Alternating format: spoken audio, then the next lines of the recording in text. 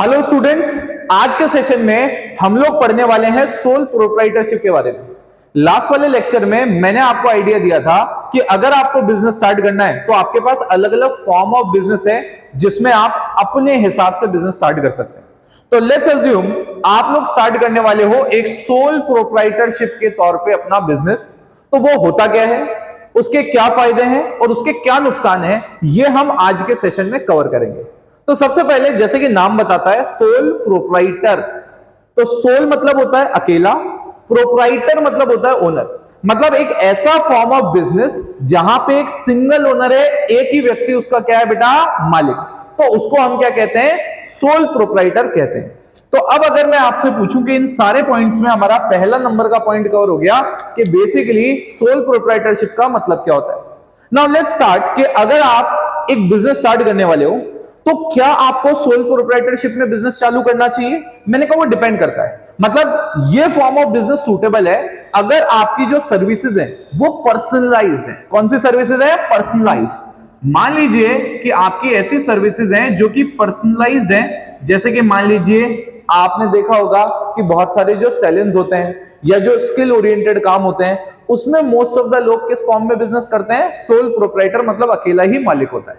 ठीक है। अब मान लीजिए सोल प्रोप्राइटर अगर आप बिजनेस चूज करना चाहते हैं तो सर आप हमें ये बताओ इसमें फायदे क्या क्या है। मतलब अगर आप डिसाइड कर रहे हो तो इसमें कुछ बेनिफिट तो होगा। तो मैंने कहा मैंने आपके लिए यहां पे 5 बेनिफिट लिस्ट डाउन किए। कितने बेनिफिट लिस्ट डाउन किए? 5। सबसे पहला, क्विक डिसीजन मेकिंग। यार यहां पे सिर्फ इकलौता आदमी मालिक है, मतलब एक ही आदमी मालिक है, तो उसको कुछ डिसाइड करना है तो किसी से पूछना ही नहीं है, खुद ने जो डिसाइड कर लिया वो फाइनल। तो यहां पे जो बेनिफिट है सबसे पहले वो है क्विक डिसीजन मेकिंग का, आप डिसीजन बहुत जल्दी ले सकते हो। अब आते हैं सेकंड पे, कॉन्फिडेंशियलिटी ऑफ इंफॉर्मेशन।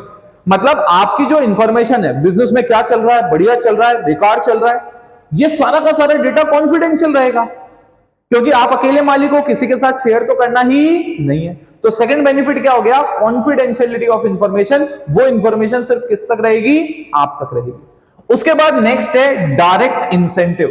अरे यार नॉर्मली जब आपने देखा होगा कि बहुत सारे मालिक होते हैं तो कई बार किसी के दिमाग में यह भी चल सकता है कि यार मैं जो भी काम करूंगा अलग से मेहनत करके कुछ बढ़िया बिजनेस में कुछ कंट्रीब्यूशन लेके आऊंगा तो वो तो सब में बढ़ जाएगा। बट जब सोल प्रोप्राइटर के फॉर्म में आप काम कर रहे हो, एक लौता मालिक है जब, तो आपको कॉन्फिडेंस रहता है, आपको लगता है, एक इंसेंटिव रहता है कि यार जो भी काम करूंगा, जो भी पैसा बनेगा सिर्फ मेरी जेब में आ रहा है। तो एक डायरेक्ट इंसेंटिव भी होता है आपको काम करने के लिए। कौन सा होता है? कि सोल प्रोप्राइटर, जो प्रॉफिट आएगा सारा हमारी अकेले की ही जेब में आ रहा है। उसके बाद नेक्स्ट है sense of accomplishment.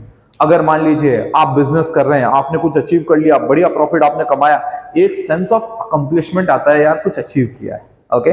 Next, easy formation. Easy नहीं, ease of formation closure.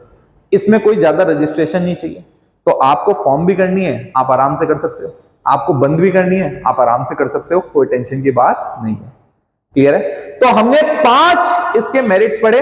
Number 1, quick decision making, confidentiality of information, direct incentive, sense of accomplishment, उसके बाद ease of formation and closure. उसके बाद अब आते हैं लिमिटेशन पे कि भैया इसके नुकसान क्या है। मान लो आप अकेले बिजनेस कर रहे हो तो क्या नुकसान हो सकते हैं? पहला, लिमिटेड रिसोर्सेस। यार एक आदमी कितनी कैपिटल डालेगा?